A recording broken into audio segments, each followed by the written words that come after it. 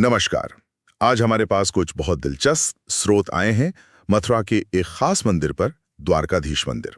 और देखिए, पहली बात तो ये साफ कर दें कि ये गुजरात वाला वो जो बहुत प्रसिद्ध द्वारकाधीश मंदिर है वो नहीं है। हाँ, ये बिल्कुल अलग है। ये उत्तर प्रदेश में मथुरा शहर में है। सही। तो चलिए आज इन स्रोतों के जरिए इसी मथुरा वाले द्वारकाधीश मंदिर की धार्मिक, ऐतिहासिक और जो सांस्कृतिक पहचान है उसकी गहराइयों में उतरते हैं। स्रोत बताते हैं कि ये मंदिर मथुरा शहर के, आप कह सकते हैं, बिल्कुल केंद्र में है, यमुना किनारे, विश्राम घाट के पास। हाँ, लोकेशन बहुत महत्वपूर्ण है। विश्राम घाट के नजदीक होना इसे और खास बनाता है। और यहाँ की जो मुख्य बात है वो है भगवान कृष्ण का द्वारकाधीश रूप। द्वारकाधीश यानी द्वारका के राजा। बिल्कुल, ये वो वृंदावन या गोकुल वाला बाल कृष्ण या किशोर रूप नहीं है जो ज्यादातर ब्रज में पूजा जाता है। यहाँ वो एक राजा है। ये मंदिर वैष्णव समुदाय के लिए, खासकर वल्लभाचार्य संप्रदाय के लिए बहुत महत्वपूर्ण है। और ये ब्रजमंडल तीर्थ यात्रा का भी एक अहम हिस्सा है। अच्छा, तो मतलब यहाँ कृष्ण का वो रूप है जो ज्यादा शाही है, राजसी है। इन स्रोतों में इसके बनने के बारे में भी कुछ बताया गया है, इसका इतिहास। हाँ, बिल्कुल। इसमें जिक्र है कि इसे 1814 ईस्वी में बनवाया गया था। बनाने वाले थे सेठ गोकुलदास पारिक। ये ग्वालियर राजघराने के कोषाध्यक्ष थे और कृष्ण के बहुत बड़े भक्त थे। 1814 यानी 19वीं सदी की शुरुआत। हाँ, और वो दौर था जब उत्तर भारत में वैष्णव भक्ति फिर से जोर पकड़ रही थी। तो इस मंदिर का बनना उसी लहर का एक हिस्सा लगता है। लेकिन दिलचस्प बात यह है कि ये वृंदावन की लीलाओं वाले कृष्ण से हटकर उनके शाही रूप पर जोर देता है। ये एक अलग पहलू है कृष्ण भक्ति का। शायद उस समय की जरूरत भी रही हो, एक स्थिर, एक राजसी ईश्वर की छवि। सही। अच्छा, इतिहास के अलावा इन स्रोतों में मंदिर की बनावट, उसकी वास्तुकला पर भी काफी कुछ है। कहा गया है कि इसमें राजस्थानी और मुगल शैलियों का मिश्रण है। हाँ, वो साफ नजर आता है।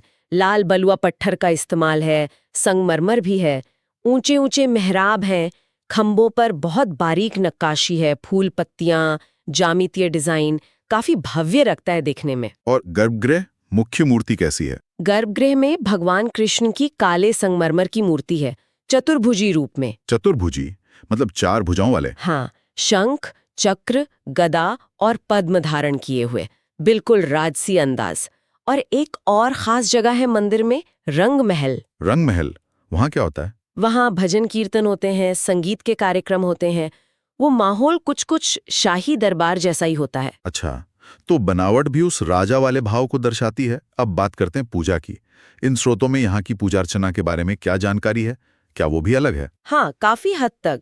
यहाँ पूजा होती है वल्लभाचार्य जी द्वारा स्थापित पुष्टि मार्ग परंपरा के अनुसार। पुष्टि मार्ग? हाँ, पुष्टि मार्ग। इसमें भगवान की सेवा और उन पर पूरी तरह निर्भरता पर जोर होता है। यहाँ जो रोज की सेवाएं हैं, जैसे मंगला आरती सुबह, फिर श्रृंगार, भोग लगाना, रात को शयन आरती, ये सब बिल्कुल एक राजा के दिनचर्या की तरह ही की जाती हैं। बहुत दिलचस्प। और त्योहार? जाहिर है जन्माष्टमी तो खास होती होगी। जन्माष्टमी तो बहुत भव्य होती है, इसमें कोई शक नहीं।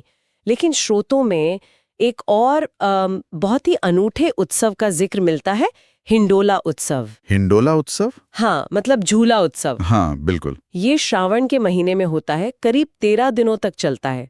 भगवान की मूर्तियों को बहुत सुंदर सजे हुए झूलों पे झुलाया जाता है। वाह, ये तो काफी अनोखा है। हाँ, ये उनके शाही आराम और भक्तों के प्रेम का प्रतीक है शायद। इसके अलावा हरियाली तीज है, होली तो ब्रज की जान है ही, राधाष्टमी, गोवर्धन पूजा, ये सब त्योहार भी यहाँ बहुत धूमधाम से मनाए जाते हैं। तो मतलब ये मंदिर सिर्फ तीर्थयात्रियों के लिए नहीं है, बल्कि जो लोग इतिहास, कला, संस्कृति में रुचि रखते हैं, उनके लिए भी यहाँ देखने को बहुत कुछ है।